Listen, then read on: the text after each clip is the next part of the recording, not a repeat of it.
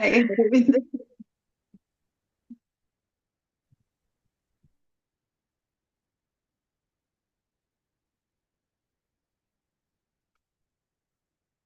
ശ്രീകൃഷ്ണാർപ്പണമായി വരേണമഖിലം ചിന്തിപ്പതും ചൊൽവതും ചെയ്തിടുന്നതും ഉള്ളിലാഗ്രഹമുറന്നീടായിക മറ്റൊന്നിലും പീലിപ്പൊൻമുടിമാലയും മുരളിയും പൂണ്ടേറി മിന്നിടുമേ ബാലബ്രഹ്മമകക്കുരുന്നിൽ വിളയാടണം നമുക്കങ്ങനെ.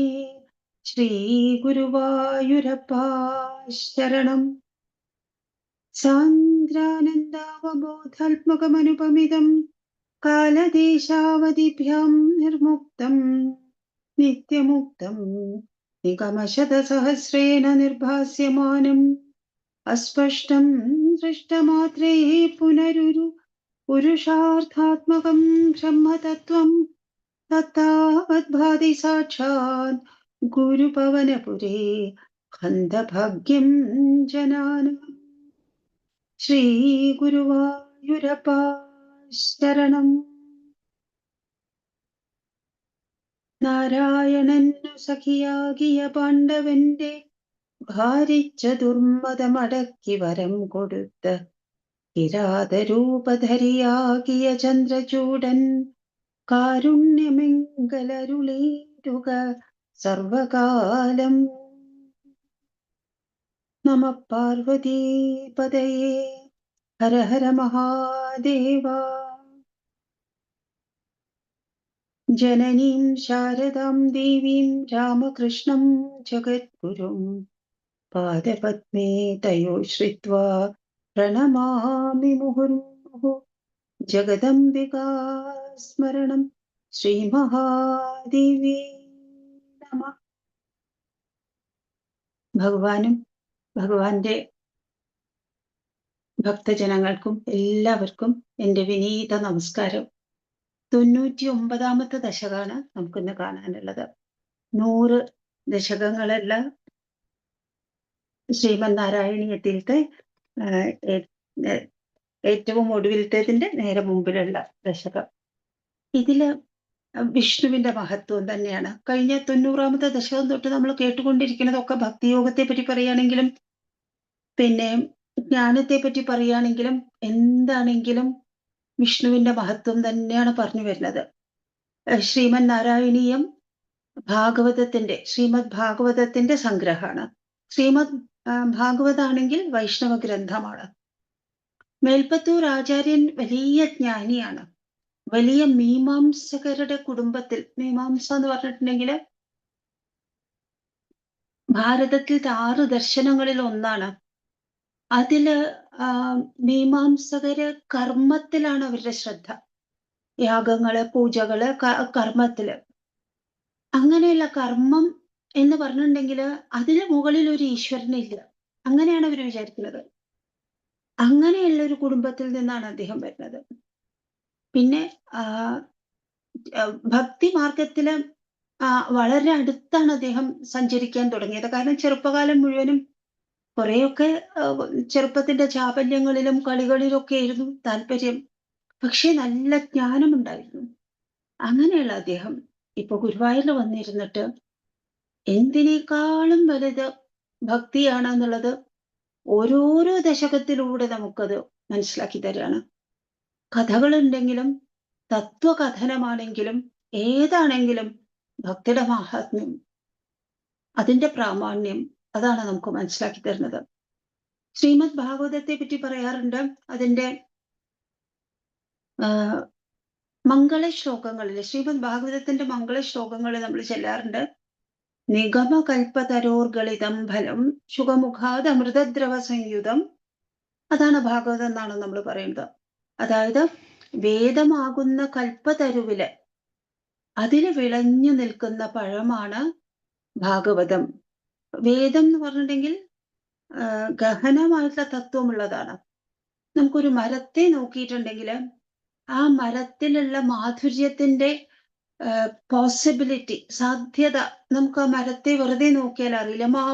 മാവ് എന്നുള്ളൊരു മരം എടുത്താൽ ആ മരത്തില് എത്രയോ മാധുര്യം അടങ്ങിയിരിക്കുന്നു. അത് നമുക്ക് വെറുതെ നോക്കിയാൽ മനസ്സിലാവില്ല. പക്ഷെ ആ മാവില് വിളഞ്ഞു നിൽക്കുന്ന ഒരു മാമ്പഴം, പഴുത്തൊരു മാമ്പഴം, അത് കഴിക്കുന്ന സമയത്ത് നമുക്കറിയാം ഈ മാവിന് എത്രത്തോളം മാധുര്യം കൂടി അതില് കല ഏന്തി നിൽക്കാൻ പറ്റുന്നുള്ളത്. അതില് മരത്തിന്റെ തടിയുണ്ട്, ഇലകളുണ്ട്, അതിന് തണല് കൊടുക്കാൻ പറ്റും, എല്ലാം ഉണ്ട്. പക്ഷെ അതിന്റെ മാധുര്യം അനുഭവിക്കുമ്പോഴാണ് നമ്മൾ ആ മാവുമായിട്ട് ഒരു ബന്ധം സ്ഥാപിക്കുന്നത്. അതല്ലെങ്കില് അത് ഏതൊക്കെയോ ഒരു കാടുകളിലോ ഏതൊക്കെയോ വന്യമായിട്ടുള്ള ഉദ്യാനങ്ങളിലോ നിൽക്കുന്ന ഒരു സാധാരണ മരം. പക്ഷെ ആ മാവുമായിട്ട് നമ്മളൊരു ബന്ധം സ്ഥാപിക്കുന്നത് അതിലുള്ള മാമ്പഴം കഴിക്കുമ്പോഴാണ്. അപ്പോഴാണ് ആ മാവിന്റെ പ്രയോജനം നമ്മൾ അറിയുന്നത്. അല്ലാത്ത സമയത്ത് അറിയില്ല. ഇതുപോലെയാണ് വേദം എന്നുള്ളത് നമുക്ക് പരമമായിട്ടുള്ള പ്രമാണമാണ്. നമുക്ക് ധാർമ്മികത ഉപദേശിച്ചു തരുന്നതും പരബ്രഹ്മത്തെ കുറിച്ചിട്ടുള്ള സൂചന തരുന്നതും ഒക്കെ വേദമാണ്. പക്ഷേ നമുക്ക് അതിന്റെ മാധുര്യം എന്താണെന്നുള്ളത് ഭാഗവതം പോലെയുള്ള അതിൽ വിളഞ്ഞു നിൽക്കുന്ന ഒരു പഴം കാണുമ്പോഴാണ്. ഭാഗവതം എന്ന് പറഞ്ഞിട്ടുണ്ടെങ്കിൽ അത് വേദത്തിന്റെ മുഴുവനും സത്ത്, അത് മുഴുവനും പിഴിഞ്ഞെടുത്തിട്ട് രൂപീകരിച്ചിട്ടുള്ളതാണ് ഭാഗവതം.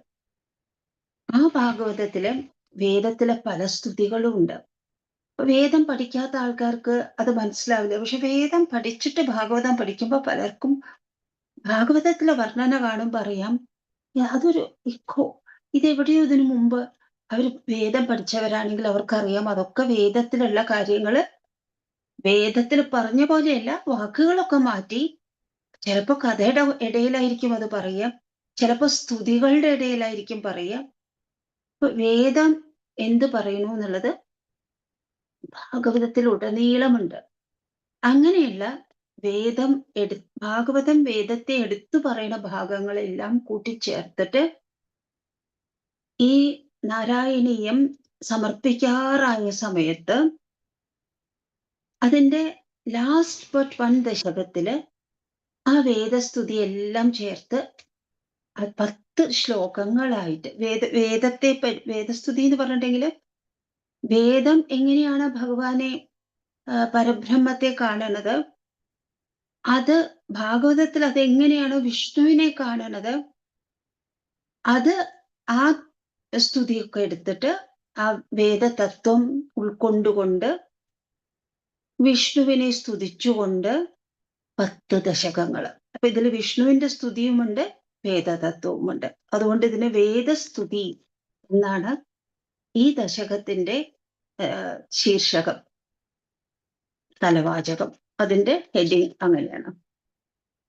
ഒന്നാമത്തെ ശ്ലോകം: വിഷ്ണുർവീര്യാണി കോ വാ കഥയതു ധരണേ കശ്ചരേണുന്മിമീതേ യസ്യൈവാംഘ്രിത്രയേണ ത്രിജഗദഭിമിതം മോദതേ പൂർണ്ണസമ്പദ് യോസൗ വിശ്വാനി ധത്തേ പ്രിയമിഹ പരമം ധാമ തസ്യാഭിയായം ത്വദ്ഭക്താ യത്ര മാദ്യന്ത്യമൃതരസമരന്തസ്യ യത്ര പ്രവാഹഃ. വിഷ്ണുവിന്റെ വീര്യം, വിഷ്ണുവിന്റെ പ്രഭാവം, വിഷ്ണുവിന്റെ പ്രതാപം എത്രയാണെന്നുള്ളത് പറയാൻ വളരെ ബുദ്ധിമുട്ടാണ്. ഭൂമിയിലുള്ള പൊടിപടലങ്ങള്, പൊടി പൊടി നമ്മൾ സാധാരണ പൊടി എന്ന് പറയില്ലേ, പൊടി തുടയ്ക്കുക, അങ്ങനെയുള്ള പൊടി എത്ര ഉണ്ട് ഈ ലോകത്തില്, അല്ലേ? ഒന്ന് ആലോചിച്ചു നോക്കൂ. ഒരു കാറ്റ് വന്നാൽ ആ കാറ്റില് പറക്കണ പൊടി നമുക്ക് എണ്ണി തീർക്കാൻ പറ്റുമോ? പിന്നെയാണോ ഈ ലോകത്തിലത്തെ ഭൂമിയിലെ മുഴുവനും പൊടി? ഈ ഭൂമിയിലെ മുഴുവനും പൊടി എണ്ണി തീർക്കാൻ പറ്റുമായിരിക്കും. പക്ഷേ വിഷ്ണുവിന്റെ വീര്യം, പ്രതാപം അതിലും കൂടുതലാണ്. നമുക്ക് എണ്ണി തീർക്കാൻ പറ്റില്ല. എന്നാൽ വിഷ്ണു എന്ത് ചെയ്തു? ഈ 3 ലോകങ്ങളെയും, നമ്മൾ ഭൂമി എന്ന് പറയുമ്പോൾ അത് 14 ലോകങ്ങളിൽ ഒന്നാണ്. 14 ലോകങ്ങളെ നമ്മൾ പലപ്പോഴും ഒന്നിച്ച് ചേർത്തിട്ട് 3 ലോകങ്ങൾ എന്ന് പറയും. ഭൂമിയുടെ താഴെ 7 അധോലോകങ്ങളുണ്ട്. അത് അതലം, വിതലം, സുതലം എന്നൊക്കെ പറഞ്ഞിട്ട് അവസാനം പാതാളം, 7 ലോകങ്ങളുണ്ട്. ആ 7 ലോകത്തിനെ ഒന്നിച്ചിട്ട് നമ്മൾ പാതാളം എന്ന് പറയും. പിന്നെ ഭൂമിയുണ്ട്. നമുക്ക് പരിചയമുള്ള ഭൂമി. ഈ ഭൂമിയുടെ മുകളില് അന്തരീക്ഷം, സ്വർഗം എന്ന് പറഞ്ഞിട്ട് പിന്നെ 6 ലോകങ്ങളുണ്ട്. ഇങ്ങനെയാണ് 14 ലോകങ്ങള്. അതില് ആ 6 ലോകങ്ങളെ ഒന്നിച്ച് ചേർത്തിട്ട് നമ്മൾ സ്വർഗം എന്ന് പറയും. അപ്പൊ സ്വർഗം, ഭൂമി, പാതാളം 3 എന്ന് പറയുമ്പോൾ വാസ്തവത്തിൽ നമ്മൾ ഉദ്ദേശിക്കുന്നത് പാതാളം പ്രതിനിധാനം ചെയ്യണം 7 ലോകങ്ങളും ഭൂമിയും, പിന്നെ സ്വർഗം പ്രതിനിധാനം ചെയ്യുന്ന 6 ലോകങ്ങളും, അങ്ങനെ 14 ലോകങ്ങള്. ഭഗവാൻ എന്താണ് ചെയ്തത്? നമുക്ക് ഭഗവാന്റെ വീര്യങ്ങൾ എണ്ണി തീർക്കാൻ പറ്റില്ല എന്ന് പറയുന്നു. ഭഗവാനോ 3 അടി കൊണ്ട് ഈ 14 ലോകങ്ങളെയും 2 അടി കൊണ്ട് അളന്നു. അങ്ങനെയാണല്ലോ നമ്മൾ പറയുന്നത്. 3ാമത്തെ അടി വെക്കാൻ എവിടെയാണ് എന്നുള്ളത് നോക്കേണ്ടി വന്നു. അപ്പോഴാണ് മഹാബലി തല കുനിച്ചിട്ട് എന്റെ തലയിൽ വെച്ചോളൂ എന്ന് പറയുന്നത്. തലയിൽ വെച്ചു എന്ന് ഭാഗവതം പറയുന്നില്ല. വെച്ചോളൂ എന്ന് പറയുക മാത്രം ചെയ്തു. അപ്പോഴേക്കും ഭഗവാൻ അനുഗ്രഹിക്കുകയാണ് ചെയ്തത്. അപ്പോ നമ്മൾ പറയും വാമനൻ വലുതായി 3 അടി കൊണ്ട് ഈ 14 ലോകങ്ങളും അളന്നെടുത്തു എന്ന് പറയും. ശരിക്കും 2 അടി കൊണ്ട് തന്നെ അളക്കൽ കഴിഞ്ഞിരിക്കണം. അപ്പോ ഭഗവാന്റെ വീര്യം നമുക്ക് അളക്കാൻ പറ്റാതെ നമ്മൾ അതിന് ഉപയോഗിക്കുന്ന ഒരു ഉപമ, ഭൂമിയിലെ മൺതരികൾ നമുക്ക് അളന്നു തീർക്കാൻ ഭഗവാനെ അളക്കാൻ പറ്റില്ല എന്ന്. പക്ഷേ ഭഗവാന്റെ മഹിമ ഒന്ന് ആലോചിച്ച് നോക്കൂ. ഭഗവാൻ 3 അടി കൊണ്ട് ഈ 14 ലോകങ്ങളും അളന്നെടുത്തു. അങ്ങനെ അളന്നെടുത്തത് കൊണ്ട് ഇന്ന് 3 ലോകങ്ങളും സുഖമായി സമൃദ്ധിയിലിരിക്കണു എന്ന് പറയുന്നു. ഈ 3 ലോകങ്ങളിലും സമൃദ്ധി തഴച്ചു വളർന്നുകൊണ്ടിരിക്കുന്നു. കാരണം എന്താ വെച്ചാൽ ഭഗവാൻ അളക്കുകയാണ്. ഭഗവാൻ സൃഷ്ടിക്കുക മാത്രമല്ല ചെയ്തത്. 14 ലോകങ്ങളെയും ഭഗവാൻ സൃഷ്ടിച്ചു. സൃഷ്ടിച്ചിട്ട് ഭഗവാൻ ഈ 14 ലോകങ്ങളെയും അളന്നെടുക്കുക കൂടി ചെയ്തു. അതുകൊണ്ടാണ് ഇവിടെ പൂർണ്ണ സമ്പത്ത്. അങ്ങനെയല്ല ഈ 14 ലോകങ്ങള്.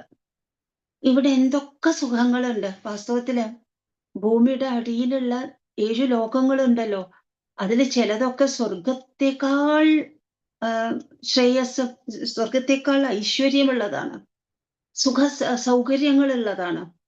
അത് കഴിഞ്ഞ് നമുക്ക് ഈ ഭൂമിയിലെ സൗകര്യങ്ങൾ തന്നെ നമ്മളുടെ കണ്ണ് മയക്കണം.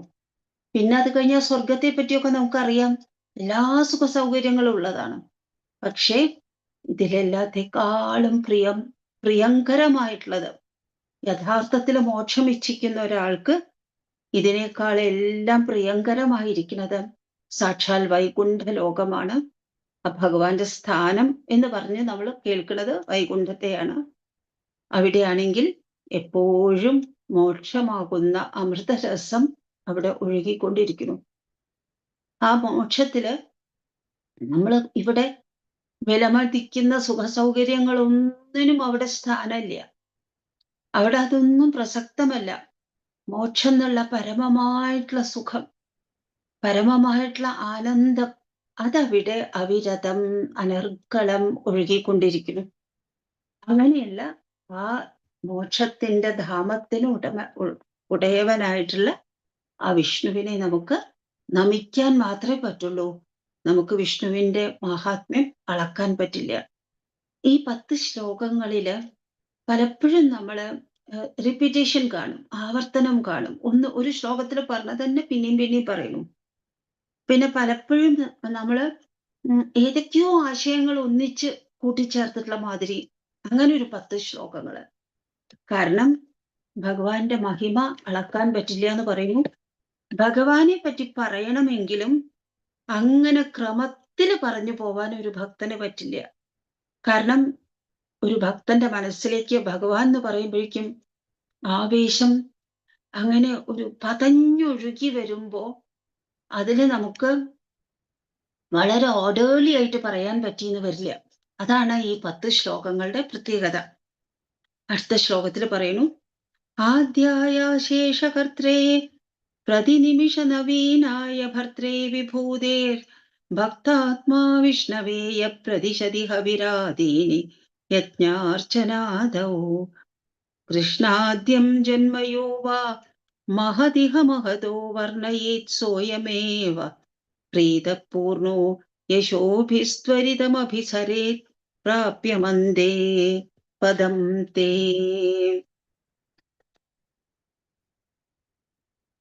ഇവിടെ ആദ്യം തന്നെ ഈ ലോകമുണ്ടാവുന്നതിനും എത്രയോ മുമ്പ് തന്നെ ഭഗവാനുണ്ട്. ഭഗവാൻ ഉണ്ടായി എന്ന് പറയാൻ പറ്റില്ല. നമുക്ക് എപ്പോഴും ഭഗവാൻ ഉണ്ടെന്നേ പറയാൻ പറ്റുള്ളൂ. കാരണം ഭഗവാൻ ഒരു ഉണ്ടാകൽ ഉണ്ടായിട്ടില്ല. ഉണ്ടായി എന്ന് പറഞ്ഞിട്ടുണ്ടെങ്കിൽ പിന്നെ ഇല്ലാതായി എന്നും പറയേണ്ടി വരും. ഭഗവാൻ ഏതെങ്കിലും ഒരു പ്രത്യേക നിമിഷത്തിൽ ഉണ്ടായി എന്ന് പറയാൻ പറ്റില്ല. ഭഗവാൻ എന്നുമുണ്ട്, എപ്പോഴും ഉണ്ട് എന്നേ പറയാൻ പറ്റുള്ളൂ. അങ്ങനെയുള്ള ആ ഭഗവാൻ സാധാരണ നിലയിൽ നമുക്ക് എന്തെങ്കിലും ഒരു സാധനം കിട്ടിയാല് കുറച്ചു കൊല്ലം കഴിയുമ്പോഴേക്കും അത് പഴയതായി. വസ്ത്രമാണെങ്കിലും മറ്റ് വീട്ടുപകരണങ്ങളാണെങ്കിലും പുസ്തകം പോലെയുള്ളതാണെങ്കിലും എല്ലാം നമുക്കത് പഴയതായി. എന്തിന്? എക്സ്പ്രഷൻസ് പോലും നമ്മൾ പറയില്ലേ, ട്രൈറ്റ് എക്സ്പ്രഷൻസ് എന്ന് പറയും നമ്മള്. ആദ്യം ഒരു എക്സ്പ്രഷൻ ആദ്യം കേൾക്കുമ്പോൾ നമുക്ക് അതിലൊരു താല്പര്യം തോന്നും. പിന്നെ അത് പലരും ഉപയോഗിച്ചിട്ട് നമ്മൾ തന്നെ വീണ്ടും വീണ്ടും ഉപയോഗിച്ച് അതിന്റെ മുനയൊക്കെ പോയി കഴിഞ്ഞാൽ പിന്നെ നമ്മളൊരു കവിത എഴുതുകയാണെങ്കിൽ അല്ലെങ്കിൽ ഒരു ലേഖനം എഴുതുകയാണെങ്കിൽ നമുക്ക് ആ വാക്കോ എക്സ്പ്രഷനോ ഉപയോഗിക്കാൻ ഇഷ്ടമില്ല. കാരണം എന്താണെന്ന് വെച്ചാല് to often repeated for us to repeat it. അത്രയും പ്രാവശ്യം അത് റിപ്പീറ്റ് ചെയ്ത് കഴിഞ്ഞു. പക്ഷെ ഭഗവാനാണെങ്കിലോ, പണ്ടേ ഉള്ളവനാണെങ്കിലും ഭഗവാൻ എന്നും പുത്തനാണ്, പുതുതാണ്, എന്നും നവീകരിച്ചു കൊണ്ടിരിക്കുകയാണ് ഭഗവാൻ. തന്നെ നമുക്ക് അങ്ങനെയാണ് തോന്നുക. ഭഗവാന്റെ ഒരു മഹിമ വർണ്ണിച്ചു കഴിയുമ്പോഴേക്കും ഭഗവാൻ വേറൊരു ഒരു മഹിമയുള്ള ഒരു വലിയ ഒരു അത്ഭുതം നിറയ്ക്കുന്ന മറ്റൊരു കാര്യം ചെയ്യും. ഇപ്പോ മത്സ്യാവതാരം തൊട്ട് നമ്മൾ പറയുകയാണെങ്കിൽ ഓരോരോ അവതാരങ്ങള് അത് ആ അവതാരത്തിന്റെ ആ കാലത്ത് അത് ഏറ്റവും വലിയൊരു കാര്യമായിരുന്നു. അത് കഴിഞ്ഞ് എല്ലാവരും അത് പരിചയപ്പെട്ട് കഴിയുമ്പോഴേക്കും ഭഗവാൻ മറ്റൊരു അവതാരം എടുക്കും. അങ്ങനെ എല്ലാ സമയത്തും ഇതൊരു അവതാരത്തിന്റെ കാര്യം. എല്ലാ കാര്യത്തിലും ഭഗവാൻ എപ്പോഴും സ്വയം നവീകരിച്ചു കൊണ്ടിരിക്കുകയാണ്, പുതുതാക്കി തീർത്തുകൊണ്ടിരിക്കുകയാണ്. അപ്പൊ പഴയതാണ്, പുതുതാണ്. ഈ ദശകത്തിലെന്ന് മാത്രമല്ല, ഭഗവാനെ പറ്റിയുള്ള എല്ലാ വർണ്ണനകളിലും നമ്മൾ കാണുന്നത് ഒരു പെൻഡുലം പിടിച്ചാട്ടിയിട്ടുണ്ടെങ്കിൽ അങ്ങേ അറ്റത്തേക്ക് ചെല്ലും, അല്ലെങ്കിൽ ഒരു ഊഞ്ഞാല് ആട്ടിയാൽ അങ്ങേ അറ്റത്തേക്ക് ചെല്ലും. അത് വിവരിച്ചു കഴിയുമ്പോഴേക്കും പിന്നെ അത് ടച്ച് ചെയ്തിട്ട് ഊഞ്ഞാൽ അങ്ങേ ഈ അറ്റത്തേക്ക് വരും, ഈ എക്സ്ട്രീം എൻഡിലേക്ക് വരും. ഇതുപോലെയാണ് ഭഗവാനെ പറ്റി പറയുമ്പോൾ ഒരാശയം പറഞ്ഞാൽ അതിന്റെ നേരെ വിപരീതമുള്ള ആശയം നമുക്ക് പറയേണ്ടി വരും. പഴയതാണെന്ന് പറഞ്ഞാല്, പണ്ടേ ഉള്ളതാണെന്ന് പറഞ്ഞാൽ ഏറ്റവും പുത്തനാണ് എന്ന് നമുക്ക് ഭഗവാനെ പറ്റി പറയേണ്ടി വരും. ഏറ്റവും ബൃഹത്താണ്, വലുതാണ് എന്ന് പറഞ്ഞാൽ ഏറ്റവും സൂക്ഷ്മമാണ് എന്ന് പറയേണ്ടി വരും. ഏറ്റവും അധികം ഗ്രോസ് എന്ന് പറഞ്ഞാൽ സ്ഥൂലമാണ് എന്ന് പറഞ്ഞാൽ ഏറ്റവും അധികം സത്തിലാണ്, സൂക്ഷ്മമാണ് എന്ന് പറയേണ്ടി വരും. എല്ലാ വൈപരീത്യങ്ങളെയും കൂട്ടിച്ചേർത്തിട്ടേ നമുക്ക് ഭഗവാനെ പറ്റി പറയാൻ പറ്റുള്ളൂ. മനുഷ്യന്മാരെ പറ്റിയൊന്നും നമുക്ക് അങ്ങനെ പറയാൻ പറ്റില്ല. നമ്മൾ ഏതെങ്കിലും ഒരു വിവരണത്തിൽ ഉറച്ചു നിൽക്കും. മനുഷ്യന്മാരോ മൃഗങ്ങളോ വസ്തുക്കളോ ഈ കാണുന്ന പ്രതിഭാസങ്ങളോ എന്തുമാവട്ടെ, സൂര്യോദയത്തിൽ നല്ല പ്രകാശം ഉണ്ടെന്ന് നമ്മൾ പറയുമ്പോൾ അടുത്ത നിമിഷത്തിൽ നമുക്ക് പറയാൻ പറ്റില്ല സൂര്യോദയത്തിൽ നല്ല ഇരുട്ടുണ്ട് എന്ന് പറയാൻ പറ്റില്ല. കാരണം പ്രകാശവും ഇരുട്ടും നേരെ വിപരീതമാണ്, കോഎക്സിസ്റ്റ് ചെയ്യാൻ പറ്റില്ല. നമുക്ക് ഭൂമിയിലുള്ള എല്ലാ പ്രതിഭാസങ്ങളെ പറ്റി പറയുമ്പോഴും നമുക്ക് ഏതെങ്കിലും ഒരു വിവരണം പറഞ്ഞിട്ട് അതിനോട് ഒന്നിച്ച് അടുപ്പിച്ച് നിൽക്കേണ്ടി വരും. ഇപ്പോ ഇവിടെ ഇപ്പൊ വെള്ളം ഐസായിട്ടാണ് നിൽക്കുന്നത് എന്ന് പറഞ്ഞിട്ട് ഇപ്പൊ ആവിയാണെന്ന് ഒന്നിച്ച് നമുക്ക് പറയാൻ പറ്റില്ല. ഐസ് എന്നുള്ളത് തണുപ്പ് ഒരു എക്സ്ട്രീമിൽ വരുമ്പോ ആവി എന്ന് പറയുന്നത് ചൂട് വേറൊരു എക്സ്ട്രീമിൽ വരുമ്പോ. പക്ഷെ ഭഗവാനെ പറ്റി അങ്ങനെയല്ല. നമുക്ക് ഭഗവാനെ പറ്റിയിട്ട് നമുക്ക് വിപരീതം കൂടി പറഞ്ഞാലേ ഭഗവാന്റെ വർണ്ണന എന്നാലും പൂർണ്ണമാവില്ല. എന്നാലും നമുക്ക് എന്തെങ്കിലും ഒന്ന് പറഞ്ഞിട്ടുണ്ടെങ്കിൽ അത് വൺ സൈഡഡ് മാത്രമാവും. അതിന്റെ നേരെ ഓപ്പോസിറ്റ് കൂടി പറയേണ്ടി വരും.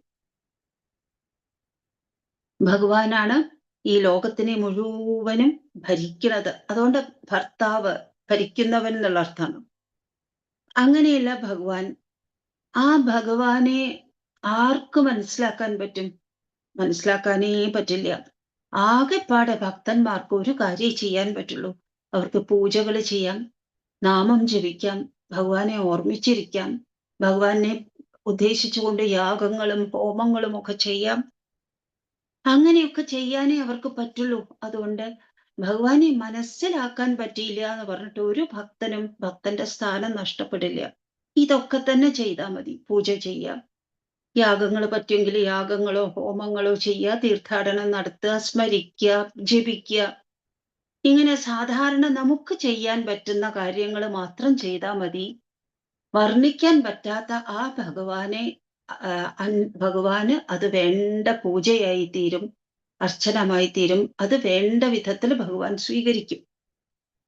അങ്ങനെ ഈ ഭഗവാൻ കൃഷ്ണൻ തുടങ്ങിയിട്ടുള്ള ഭഗവാന്റെ ജന്മങ്ങളെ പറ്റി പറയുക, അവതാരങ്ങളെ പറ്റി പറയുക. അപ്പൊ ഒരു സ്തോത്രം, കൂർമാവതാരത്തെ പറ്റി ഒരു സ്തോത്രം ആവട്ടെ, വരാഹാവതാരത്തെ പറ്റി ആവട്ടെ, നരസിംഹാവതാരത്തെ പറ്റി ആവട്ടെ, കൃഷ്ണനാവട്ടെ, രാമനാവട്ടെ, ഏത് അവതാരാണെങ്കിലും ആ അവതാരങ്ങളെ പറ്റി പറയാം. ആ അവതാരത്തിന്റെ പിന്നിലുള്ള വലിയ തത്വം നമുക്ക് മനസ്സിലാക്കാൻ പറ്റിയെന്ന് വരില്ല, സാരല്ല. അങ്ങനെ തന്നെ ആവട്ടെ. ജീവിതത്തിന്റെ അവസാനത്തില് പ്രാപ്യം അന്തേ അന്തേ പദം തേ. ആത്യന്തികമായിട്ട് നമുക്ക് എത്തേണ്ട പദം ആ ഭഗവാൻ, ഈ ഭഗവാനാണ്. ആ ഭഗവാനെ നമുക്ക് ജീവിത അവസാനത്തിൽ പ്രാപിക്കേണ്ട ആ ഭഗവാനെ നമുക്ക് ഇങ്ങനെയൊക്കെ തന്നെ പൂജിക്കാൻ പറ്റിയാൽ അത് വളരെ അധികം വലിയ കാര്യമാണ്. നേരത്തെ പറഞ്ഞല്ലോ, വൈകുണ്ഠം എന്നുള്ളിടത്ത് മോക്ഷം എന്നുള്ളത് അമൃതത്തിന്റെ അല്ലെങ്കിൽ തേനിന്റെ അരുവി പോലെ അവിടെ ഒരു മോക്ഷത്തിന്റെ അരുവി ഒഴുകുകയാണ് എന്ന് പറഞ്ഞല്ലോ. അതിലേക്ക് നമ്മളെ എത്തിക്കാൻ നമുക്ക് പറ്റുന്ന പോലെയുള്ള കർമ്മങ്ങളൊക്കെ മതി എന്ന് പറയാണ് അടുത്ത ശ്ലോകത്തില്. ഹേ സ്തോദാര കവീന്ദ്രാസ്തമിഹ ഖലു യഥാ ചേതയത്വേ തഥൈവ വ്യക്തം വേദസ്യ സാരം പ്രണുവത ജനനോപാത്തലീലാ കഥാപി ജാനന്തശ്ചാസ്യ നാമാന്യഖില സുഖകരാണീതി സങ്കീർത്തയത്വം ഹേ വിഷ്ണു കീർത്തനാദ്യൈസ്തവ ഖലു മഹതസ്തത്വബോധം ഭജേയം. മേൽപ്പത്തൂർ ആചാര്യന്റെ കാലത്ത്, ഇതിപ്പോ മേൽപ്പത്തൂർ ആചാര്യൻ എന്ന് പറഞ്ഞിട്ടുണ്ടെങ്കിൽ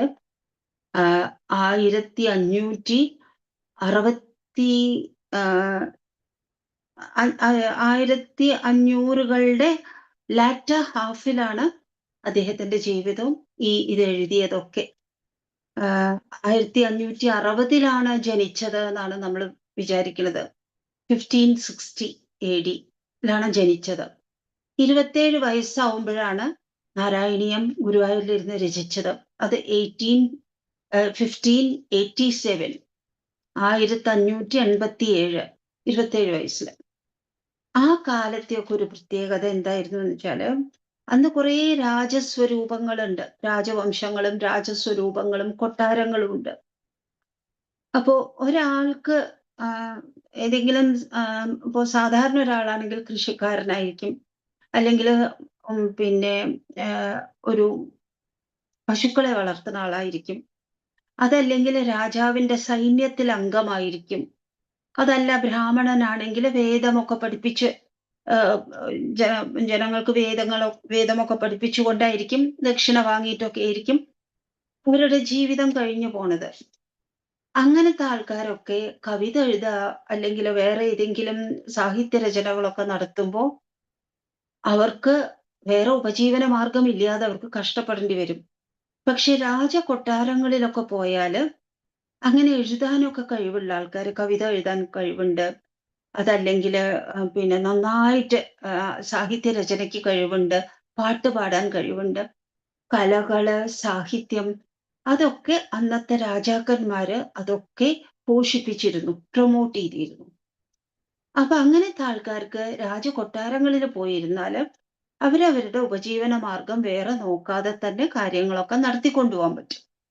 അപ്പൊ അങ്ങനെയുള്ള കവികളും രാജാക്കന്മാര് വിളിച്ചു വരുത്തും. കാരണം നല്ല കവിത കേൾക്കാൻ അവർക്ക് ഇഷ്ടമാണ്. നല്ല സാഹിത്യ രചനയ്ക്ക് കഴിവുള്ളവരെ കൊണ്ട് ഇപ്പോ അവിടെ ഒരു രഥോത്സവം നടക്കുകയാണ്. ആ രഥോത്സവത്തിനെ പറ്റിയിട്ട് ഒരു കവിത എഴുതൂ എന്ന് പറയാം. ഇപ്പൊ നമ്മള് ഓരോരോ അമ്പലങ്ങളിൽ ഉത്സവങ്ങളൊക്കെ വരുമ്പോഴോ സോവനീറൊക്കെ ഇറക്കില്ലേ? അതുപോലെ എക്കാലത്തേക്കും ജനങ്ങൾ അത് മനസ്സിലാക്കാൻ വേണ്ടി രഥോത്സവത്തെ പറ്റി ഒരു കവിത എഴുതൂ എന്നൊക്കെ പറയും. അങ്ങനെ ഈ എഴുത്തുകാർക്കും ഒക്കെ രാജകൊട്ടാരങ്ങളില് വലിയ സ്ഥാനമാണ്. അതേസമയം തന്നെ അവിടെ അങ്ങനെയൊക്കെ ജീവിക്കണം എന്നുണ്ടെങ്കില് അവർക്ക് രാജാക്കന്മാരെ പുകഴ്ത്തി പറയേണ്ടി വരും. രാജാവിന്റെ 60ാമത്തെ പിറന്നാൾ വന്നാൽ ആ ഷഷ്ടിപൂർത്തിയെ പറ്റി ഗംഭീരായിട്ട് എഴുതേണ്ടി വരും. അപ്പോ രാജാവിനെ പുകഴ്ത്തി പുകഴ്ത്തി പറയേണ്ടി വരും. വലിയ ധർമ്മിഷ്ഠനാണ്, ജനങ്ങൾക്ക് വേണ്ടതൊക്കെ ചെയ്തു കൊടുക്കും, കാരുണ്യവാനാണ്, അറിവുള്ളവനാണ്, പണ്ഡിതനാണ്, പുകഴ്ത്തി പുകഴ്ത്തി പറയേണ്ടി വരും. അങ്ങനെയൊക്കെ അവർക്ക് അവിടെ ജീവിക്കാം. പിന്നെ രാജാവിനെ സാധാരണ തന്നെ പിന്നെ നമ്മൾ പറയും ബന്ദികള്, വൈതാളികന്മാര്, അങ്ങനത്തെ ആൾക്കാരൊക്കെ രാവിലെ വന്നിട്ട് ആ രാജവംശത്തെ പറ്റി സ്തുതിച്ചിട്ടും രാജാവിനെ സ്തുതിച്ചിട്ടും രാജാവിനെ ഉണർത്താൻ വേണ്ടിയിട്ട് ആൾക്കാരുണ്ട്. അപ്പൊ ഏതായാലും ഈ എഴുത്തുകാരാണെങ്കിൽ അവർക്ക് രാജാവിനെ പലപ്പോഴും സ്തുതിച്ച് പറയേണ്ടി വരും. അപ്പൊ ഇവിടെ അങ്ങനത്തെ മേൽപ്പത്തൂർ ആചാര്യൻ തന്നെ കുറച്ച് കൊട്ടാരങ്ങളിൽ അങ്ങനെ പോയി താമസിച്ചിട്ടുണ്ട്. പക്ഷെ ചില ചില സംഭവങ്ങളൊക്കെ വളരെ തമാശയായിട്ടും രാജാവിനെ ഒട്ടും മുഷിപ്പിക്കാതെ രാജാവിന്റെ തന്നെ ചില വൈകല്യങ്ങളൊക്കെ ചൂണ്ടിക്കാണിച്ചിട്ടുമൊക്കെ അദ്ദേഹം ജീവിച്ചിട്ടുണ്ട്. അപ്പൊ ഈ എഴുത്തുകാരുടെ, പണ്ഡിതന്മാരുടെ ഈ സ്വഭാവം അദ്ദേഹത്തിന് നന്നായിട്ട് പരിചയമുണ്ട്. അതുകൊണ്ട് അങ്ങനത്തെ സ്തുതി നടത്തുന്ന ആൾക്കാരെ അവരെ അഡ്രസ് ചെയ്തിട്ടാണ് ഈ 3ാമത്തെ ശ്ലോകം തുടങ്ങുന്നത്. ഇവിടെ പറയുന്നു, ഹേ സ്തോതാരഃ കവീന്ദ്രാസ്തമിഹ ഖലു യഥാ ചേതയധ്വേ തഥൈവ വ്യക്തം വേദസ്യ സാരം പ്രണുവത ജനനോപാത്തലീലാ കഥാഭി ജാനന്ദശ്ചാസ്യ നാമാന്യഖില സുഖകരാണീതി സങ്കീർത്തയധ്വം ഹേ വിഷ്ണു കീർത്തനാദേസ്തവ ഖലു മഹതസ്തത്വബോധം ഭജേയം. ഹേ സ്തോതാര, അങ്ങനെ സ്തുതിക്കുന്നവരെ, ഹേ കവീന്ദ്രന്മാരെ, ശ്രേഷ്ഠ കവികളെ, നോക്കൂ, നിങ്ങൾ ഇവിടെ എന്തൊക്കെ മനസ്സിലാക്കണു, ചുറ്റുമുള്ള പല കാര്യങ്ങളും മനസ്സിലാക്കണു, എന്നിട്ട് രാജാവിനെ പുകഴ്ത്താൻ വേണ്ടി അത് ഉപയോഗിക്കണം. ഇതുപോലെയൊക്കെ തന്നെ നിങ്ങൾ വേദത്തിന്റെ സാരം മനസ്സിലാക്കണം. ഈ വേദത്തിന്റെ സാരം എന്ന് പറഞ്ഞിട്ടുണ്ടെങ്കിൽ വേദത്തിന്റെ സത്ത്, അതാരാണ്? വിഷ്ണു തന്നെ. പിന്നെ ഭഗവാനെ, ആ വിഷ്ണുവിനെ നിങ്ങൾ രാജാക്കന്മാരെയും പ്രഭുക്കന്മാരെയൊക്കെ സ്തുതിക്കുന്നതിന് പകരം നിങ്ങളുടെ കഴിവുകളൊക്കെ ഉപയോഗിച്ചിട്ട്, നിങ്ങളുടെ സാഹിത്യപരമായിട്ടുള്ള നിങ്ങളുടെ വൈഭവങ്ങളൊക്കെ ഉപയോഗിച്ചിട്ട് നിങ്ങൾ വിഷ്ണുവിനെ പുകഴ്ത്തൂ, വിഷ്ണുവിന്റെ അവതാരങ്ങൾ എന്തൊക്കെയാണെന്നുള്ളത് പറയൂ. അത് നിങ്ങൾക്കും സുഖമായിരിക്കും, കേൾക്കുന്ന ആർക്കും സുഖമായിരിക്കും. പിന്നെ അത് പിന്നീട് എഴുതുകയാണെങ്കിൽ അത് പിന്നീട് വായിക്കുന്നവർക്കും സുഖമായിരിക്കും. എല്ലാ ലോകത്തിനും സുഖമുണ്ടാക്കുന്നതാണ് ഈ വിഷ്ണുവിനെ സ്തുതിച്ചാല്. മറ്റതൊക്കെ മുഖസ്തുതി മാത്രമായിട്ട് അവശേഷിക്കും. ഒരു രാജാവ് എത്ര നല്ല ആളാണെങ്കിലും കുറേ മുഖസ്തുതി പറഞ്ഞാൽ കുറച്ചു കാലം കഴിഞ്ഞാൽ അതിന്റെ പ്രസക്തി പോയി. ആ രാജാവ് മരിച്ചു പോയി കഴിഞ്ഞാൽ പിന്നെ ഒരു രാജാവ് വന്നിട്ടുണ്ടെങ്കിൽ ഇടയ്ക്ക് ആ പഴയ രാജാവിനെ പറ്റി പറയുന്നത് പോലും ദേഷ്യമായിരിക്കും. അങ്ങനെ വരുന്ന സമയത്ത് ആ മുഖസ്തുതിക്ക് ഒരു പ്രസക്തി ഇല്ലാതായി തീരും. പക്ഷേ അത്രയും കഴിവുകൾ ഉപയോഗിച്ചിട്ട് വിഷ്ണുവിനെ സ്തുതിക്കൂ, വിഷ്ണുവിന്റെ അവതാരങ്ങളെ പാടി പുകഴ്ത്തൂ. അത് എല്ലാ കാലത്തും എല്ലാവർക്കും സുഖമുണ്ടാക്കുന്നതാണ്. അതുകൊണ്ട് അതാണ് ചൊല്ലേണ്ടത്. ഞാൻ ഭഗവാന്റെ നാമകീർത്തനം ഈ മറ്റുള്ള പ്രലോഭനങ്ങളിലൊന്നും പെടാതെ, മറ്റുള്ള ടെംപ്റ്റേഷൻസിലൊന്നും പെടാതെ, മറ്റാരെങ്കിലും പോയിട്ട് സ്തുതിക്കാനൊക്കെ തോന്നുന്നതിന് പകരം ഞാൻ മഹാനായിട്ടുള്ള ഭഗവാനെ, അവിടുത്തെ നാമകീർത്തനം അത് എപ്പോഴും ഞാൻ ചൊല്ലിക്കൊണ്ടിരിക്കണേ, അതിൽ നിന്ന് കിട്ടുന്ന ആനന്ദത്തെ ഞാൻ പ്രാപിക്കണേ, എനിക്കതിലായിരിക്കണേ ശ്രദ്ധ എന്നാണ് 3ാമത്തെ ശ്ലോകത്തിൽ പറയുന്നത്. ഇപ്പോ മേൽപ്പത്തൂർ ആചാര്യൻ 98 ദിവസമായിട്ട് ഭഗവാന്റെ മുമ്പിൽ ഇരുന്നിട്ട് ഭഗവാനെ പറ്റി തന്നെ സ്തുതിച്ചുകൊണ്ടിരിക്കുകയാണ്. ഇപ്പൊ 99ാമത്തെ ദിവസമായി. ഇനി ഒരുപക്ഷേ അപ്പോഴേക്കും സുഖക്കേടൊക്കെ മാറി നല്ല നമ്മൾ നേരത്തെ കണ്ടു.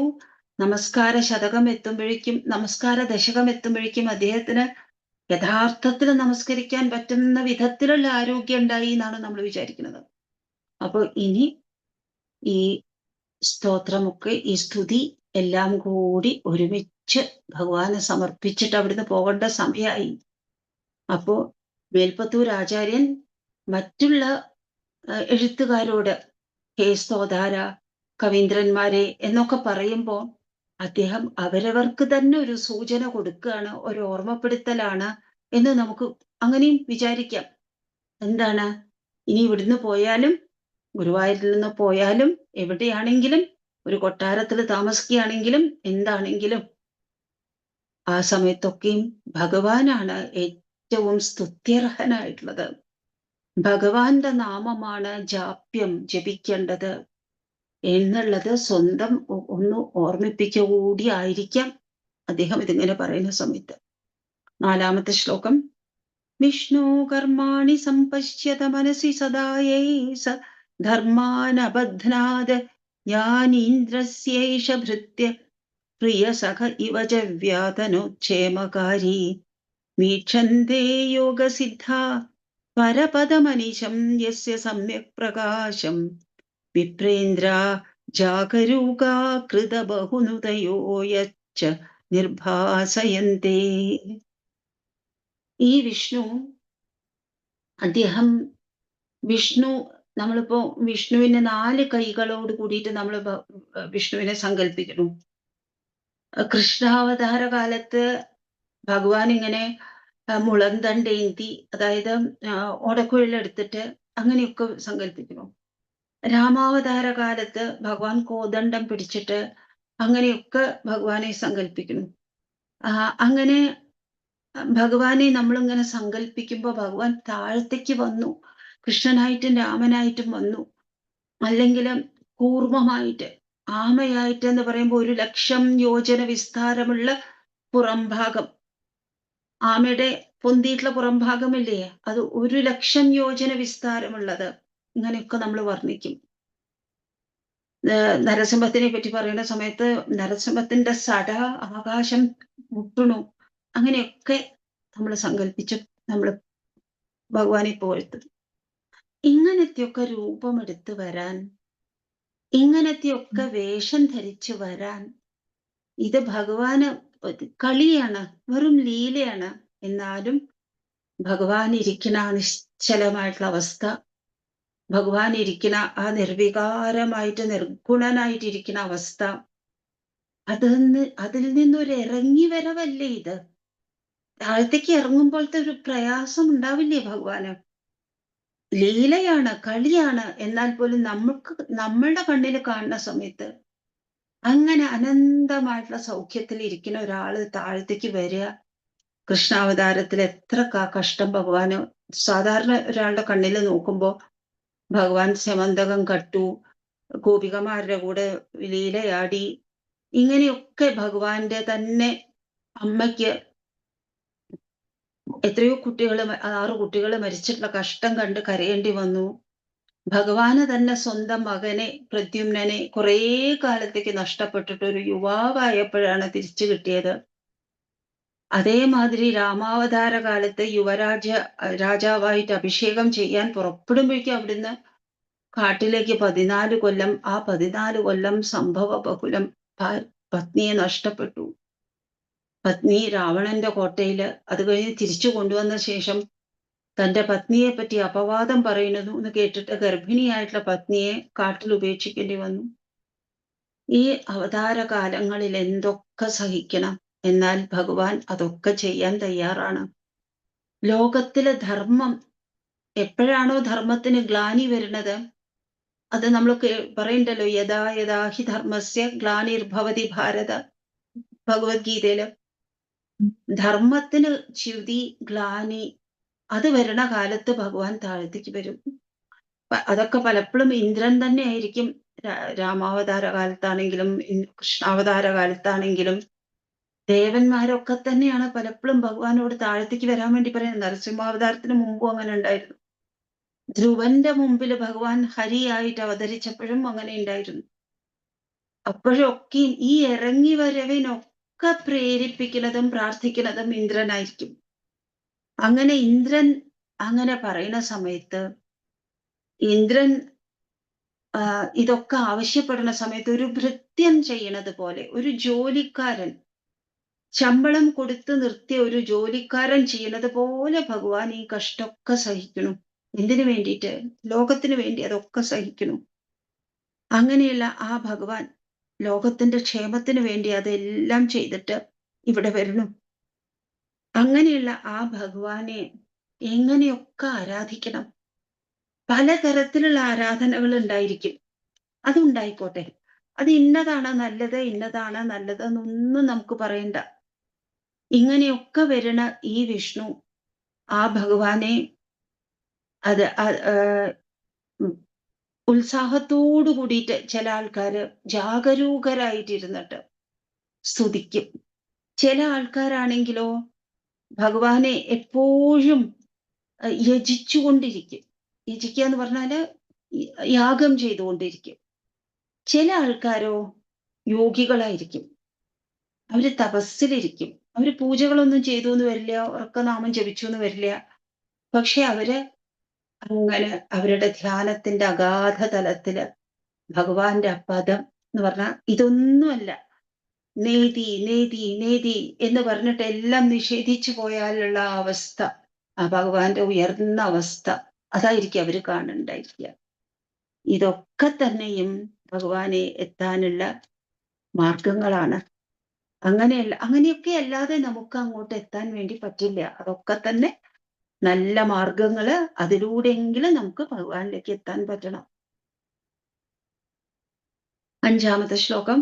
നോ ജാതോ ജായമാനോപി ച സമധിഗതസ്ത്വൻ മഹിംനോവസാനം ദേവശ്രേയാംസി വിദ്വാൻ പ്രതിമുഹുരപി തേ നാമ ശംസാമി വിഷ്ണു തം ത്വം സംസ്തൗമി നാനാവിധനുതിവചനൈരസ്യ ലോകത്രയസ്യാപ്യൂർധ്വം വിഭ്രാജമാനേ വിരചിതവസതിം തത്ര വൈകുണ്ഠലോകേ. ഈ സ്തുതി നാരായണി എന്നുള്ള സ്തോത്രത്തിന്റെ അവസാനം വരുമ്പോഴേക്ക് മേൽപ്പത്തൂർ ആചാര്യന് വൈകുണ്ഠം മോക്ഷം, വൈകുണ്ഠം മോക്ഷം, ഈ ചിന്ത തന്നെയാണ് അദ്ദേഹത്തിന്റെ മനസ്സിൽ മുന്നിട്ട് നിൽക്കുന്നത്. അതാണ് ഈ 10 ശ്ലോകങ്ങളിലും എത്ര പറഞ്ഞിട്ടും വൈകുണ്ഠവാസിയായിട്ടുള്ള വിഷ്ണുവിനെ പറ്റി പറയുന്നു, മോക്ഷദായകനായിട്ടുള്ള വിഷ്ണുവിനെ പറ്റി പറയുന്നു. ആ ഭഗവാനെ ഞാൻ കീർത്തനം ചെയ്തോളാം, ഭഗവാനെ ഞാൻ സ്തുതി ചെയ്തുകൊള്ളാം. കാരണം എന്താണ്? എനിക്ക് ആ ലോകത്തിലാണ് സ്ഥാനം തരേണ്ടത് എന്ന് പറയാണ്. ഇവിടെ ഈ വാതിൽ മാടത്തിൽ ഇരിക്കുന്നു. ഇവിടെ ഇരിക്കുമ്പോൾ ഞാൻ ഒരു പരമമായിട്ടുള്ള ആനന്ദം അനുഭവിക്കുന്നുണ്ട്.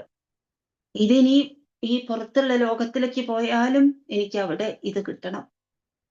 ഇവിടെ ഇരിക്കുമ്പോഴുള്ള മോക്ഷസുഖം ഇതാ വൈകുണ്ഠത്തിലെ മോക്ഷസുഖത്തിന്റെ ചെറിയൊരു റിഫ്ലക്ഷനാണ്.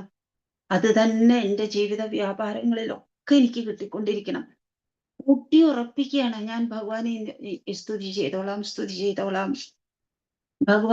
ഭഗവാനെ പറ്റി പറയുകയാണെങ്കിൽ ആർക്കെങ്കിലും ഭഗവാനെ സ്തുതിച്ചിട്ട് വർണ്ണന പൂർത്തിയാക്കാൻ പറ്റുമോ? ഇല്ല. എത്ര സ്തുതിച്ചാലും അതിനപ്പുറത്താണ്.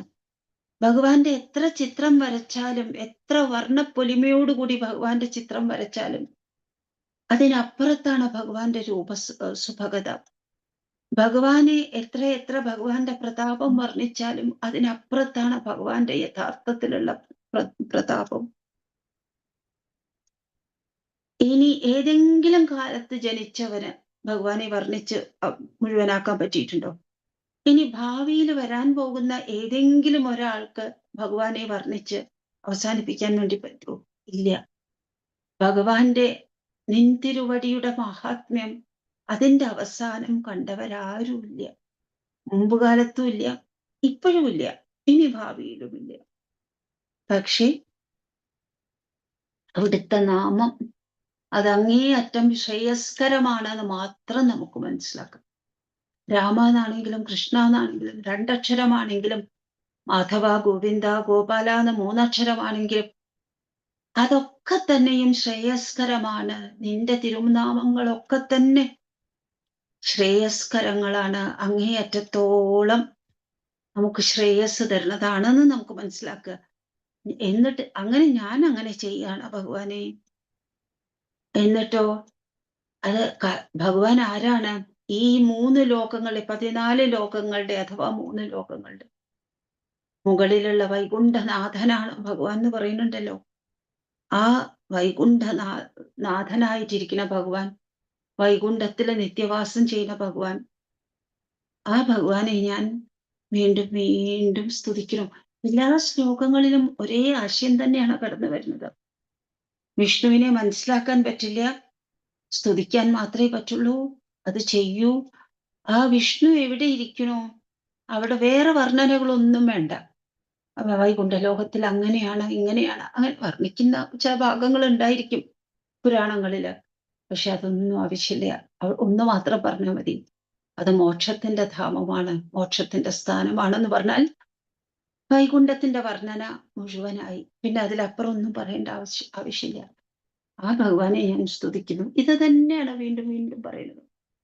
6ാമത്തെ ശ്ലോകത്തില് ആപസൃഷ്ട്യാദിജന്യ പ്രഥമമയി വിഭോ ഗർഭദേശേ ധതുസ്ത്വം യത്ര ത്വയ്യേവ ജീവാ ജലശയനഹരേ സംഗതാ ഐക്യമാപൻ തസ്യാജസ്യ പ്രബോധേ വിനിഹിതമഭവത് പദ്മമേകം ഹി നാഭോ ദിക്പത്രം യത്കിലാഹു കനകധരണിഭൃത് കർണികം ലോകരൂപം.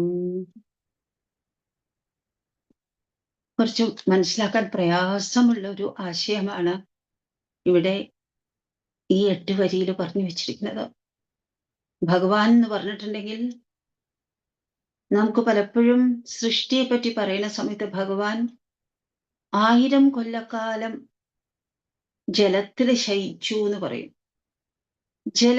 ജലത്തിൽ നാരായണൻ എന്നുള്ള പേര്, നാരം എന്ന് പറഞ്ഞ വെള്ളം, നാരത്തില് സ്ഥാനം ഉള്ളവൻ. അയനം എന്ന് പറഞ്ഞാൽ യാത്ര എന്നുള്ള അർത്ഥമുണ്ട്, സ്ഥാനം എന്നുള്ള അർത്ഥമുണ്ട്.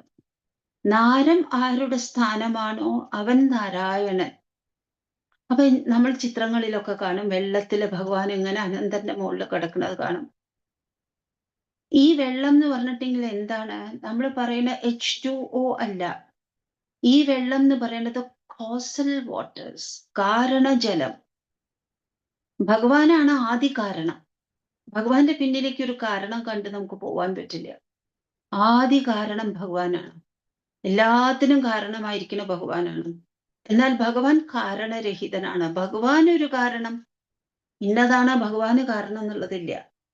അതുകൊണ്ട് ഈ കാരണജലത്തിൽ ഭഗവാൻ ശയിക്കുന്നതായിട്ട് കാണിക്കുന്നു. എല്ലാത്തിനും കാരണമായിട്ടുള്ള ഭഗവാൻ. ഈ ഭഗവാൻ അങ്ങേപ്പുറത്തേക്ക് ഒരു കാരണമില്ല എന്നുള്ളത് കൊണ്ട് ഭഗവാനെ ഈ കാരണവുമായിട്ടാണ് നമ്മൾ കാണുന്നത്. ഭഗവാൻ ഇങ്ങനെ പൊതിഞ്ഞു നിൽക്കുകയാണ് കാരണം. അങ്ങനെയുള്ള അർത്ഥത്തിൽ നമ്മൾ പറയുന്നു ജലം, ഇവിടെ ജലം എന്ന് പറയുമ്പോൾ കാരണജലം എന്ന് എടുക്കണം. ആ ജലം ഭഗവാനെ ഗർഭത്തിൽ ധരിച്ചു. എങ്ങനെയാ അമ്മ ഒരു കുട്ടിയെ ഗർഭത്തിൽ ധരിക്കുക? കുട്ടിയെ പൊതിഞ്ഞു നിൽക്കുകയാണ് അമ്മ. ഇതുപോലെ ഭഗവാനെ പൊതിഞ്ഞു നിൽക്കുകയാണ് കാരണം. അതിന് എന്തുകൊണ്ടാണ് നമ്മൾ അങ്ങനെ പറയുന്നത്? കാരണം എന്നുള്ളത് ഭഗവാനെ ആദി കാരണം എന്ന് നമുക്ക് വിളിക്കാം. ഭഗവാന്റെ പേരന്നെ ആദി കാരണം നമുക്ക് പറയാം. വിഷ്ണു എന്ന് പറയുന്നത് പോലെ ജഗത് സ്രഷ്ടാവ്, ജഗത്തെ സൃഷ്ടിച്ചവൻ എന്ന് പറഞ്ഞ പോലെ നമുക്ക് ഭഗവാനെ ആദി കാരണം എന്ന് വിളിക്കാം. അങ്ങനെയുള്ള അത്രയും ഭഗവാനെ ഇങ്ങനെ പൊതിഞ്ഞു നിൽക്കുന്നതായതുകൊണ്ട് നമ്മൾ കോസൽ വാട്ടേഴ്സിൽ കിടക്കുന്ന ഭഗവാനെ ഇവിടെ പറയുന്നു ജലം ഭഗവാനെ ഗർഭത്തിൽ ധരിച്ചു എന്ന് പറയുമ്പോൾ വളരെ ആലങ്കാരികമായിട്ടാണ് പറയുന്നത്, മെറ്റഫോറിക്കലായിട്ടാണ് പറയുന്നത്. അത് ഭഗവാന്റെ ചിത്രം നമ്മൾ കണ്ട് ശീലമുള്ള ചിത്രം, ഇതൊക്കെ ഭഗവാനെ ഇങ്ങനെ മനസ്സിൽ കണ്ടിട്ടുള്ള ആൾക്കാര് പറഞ്ഞു തന്നിട്ടുള്ള വിവരണങ്ങൾ, അല്ലെങ്കിൽ അവര് വരച്ചു കാണിച്ചു തന്നിട്ടുള്ളതാണ്. അങ്ങനെയുള്ള ഭഗവാന്റെ നാഭിയിൽ നിന്ന് ഒരു ലോക പങ്കജം വരുന്നു. ഭഗവാന്റെ പൊക്കിൾ കൊടിയിൽ നിന്ന് ഒരു താമര പുറപ്പെട്ട് നിൽക്കുന്നതായി കാണുന്നു. ആ താമരയിൽ ബ്രഹ്മാവ് ഇരിക്കുന്നു. ഈ താമര എന്ന് പറയുന്നത് എന്താണ്? അത് ലോക പങ്കജമാണ്. ലോക പങ്കജം എന്ന് പറഞ്ഞിട്ടുണ്ടെങ്കിൽ നിലനിൽപ്പ്. നമ്മളൊക്കെ ഈ പ്രപഞ്ചത്തിൽ നിൽക്കുന്നുണ്ടല്ലോ, അതിന്റെ നിലനിൽപ്പാണ് ആ താമര. അതിലാണ് ബ്രഹ്മാവ് സൃഷ്ടികർത്താവ്.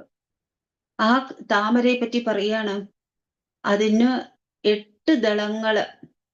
നമ്മൾ 4 ഡയറക്ഷൻസിനെ പറ്റി നമ്മൾ പറയും അല്ലേ? വടക്ക്, തെക്ക്, കിഴക്ക്, പടിഞ്ഞാറ് ഇങ്ങനെയൊക്കെ പറയും. കിഴക്കുന്ന് തുടങ്ങുകയാണെങ്കിൽ കിഴക്ക്, തെക്ക്, പടിഞ്ഞാറ്, വടക്ക്. കിഴക്കിൽ നിന്ന് ക്ലോക്ക് വൈസ് ആയിട്ട് വരികയാണെങ്കിൽ. എന്നാൽ ഇതിന്റെ ഇടയിൽ വടക്കിന്റെയും കിഴക്കിന്റെ ഇടയിൽ ഒരു വടക്ക് കിഴക്കുണ്ട്. കിഴക്കിന്റെയും തെക്കിന്റെ ഇടയിൽ നമുക്കൊരു തെക്ക് കിഴക്കുണ്ട്. തെക്കിന്റെയും പടിഞ്ഞാറിന്റെയും ഇടയിൽ നമുക്കൊരു തെക്ക് പടിഞ്ഞാറുണ്ട്. വടക്കിന്റെയും പിന്നെ പടിഞ്ഞാറിന്റെയും വടക്കിന്റെ ഇടയിൽ നമുക്കൊരു വടക്ക് പടിഞ്ഞാറുണ്ട്. അപ്പൊ ഡയറക്ഷൻസ് 8 എന്ന് പറയാം. ഈ 8 ദിക്കുകളും ഈ ലോക പങ്കജത്തിന്റെ 8 ഇതളുകളാണ്. കുട്ടികളൊക്കെ താമര പൂക്കൾ വരയ്ക്കുമ്പോൾ അവരാദ്യം മുകളിലേക്ക് താഴത്തേക്ക് 2 പാർശ്വങ്ങളിലേക്ക് സൈഡിലേക്ക് ഓരോരോ ഇതള് വരയ്ക്കും. എന്നിട്ട് ഈ 4 ഇതളുകളുടെ ഇടയിലായിട്ട് ഓരോ ഇതളുകൾ കൂടി വരച്ച ഒരു പൂവായി.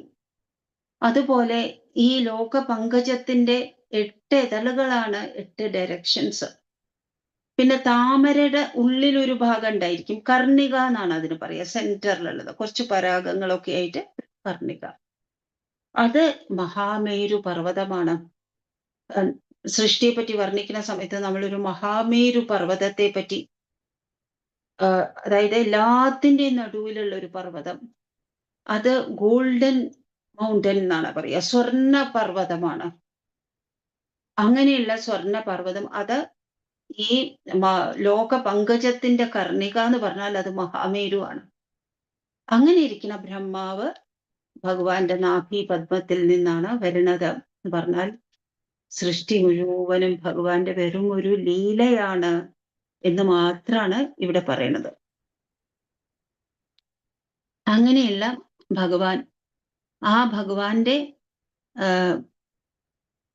വർണ്ണനയാണ് ഇതിനെയാണ് ഈ താമരപ്പൂവിനെ ആണ് ലോകം എന്ന് പറയുന്നത്. ഭഗവാന്റെ വെറും ഒരു ലീല മാത്രാണ്. ഒരു ചെറിയൊരു കുട്ടി ഒരു പൂവെടുത്ത് കയ്യിൽ ഇങ്ങനെ പിടിച്ച് തിരിച്ച് കളിക്കുന്നത് പോലെയാണ് ഭഗവാന് ഈ പ്രപഞ്ചങ്ങൾ മുഴുവനും സൃഷ്ടിക്കുക എന്ന് പറഞ്ഞിട്ടുണ്ടെങ്കിൽ.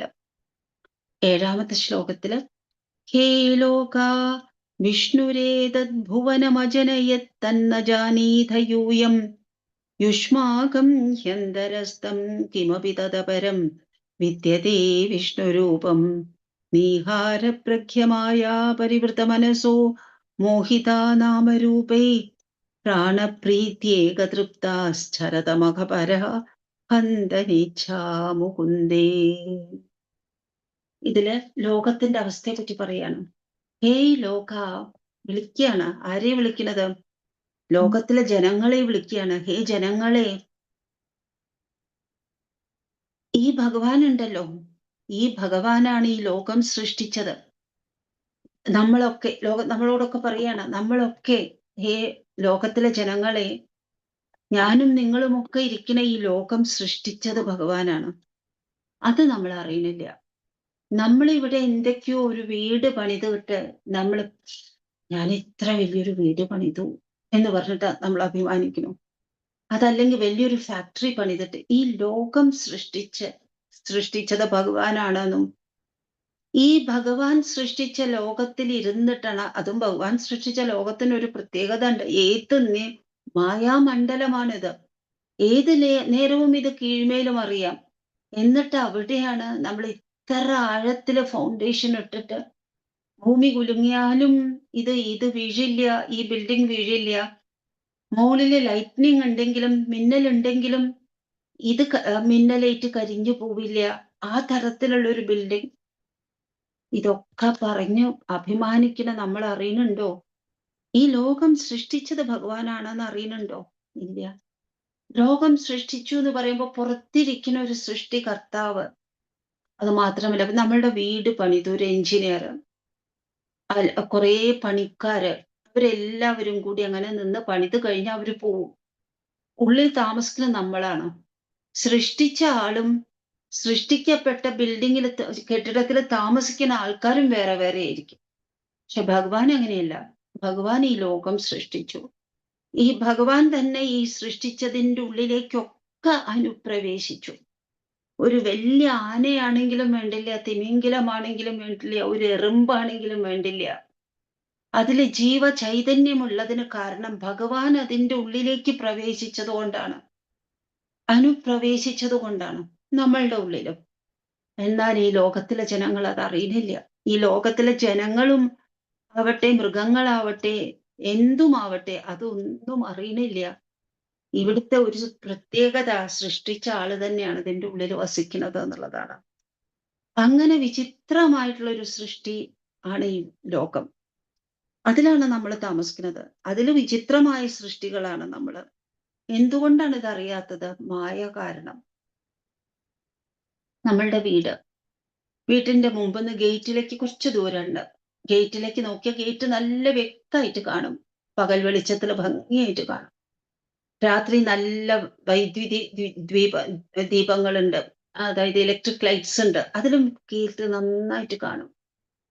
അല്ല, രാത്രി ഒക്കെ ലൈറ്റ് അവിടെ കത്തിക്കൊണ്ടിരിക്കും. സോളാർ ആയിരിക്കും, അല്ലെങ്കിൽ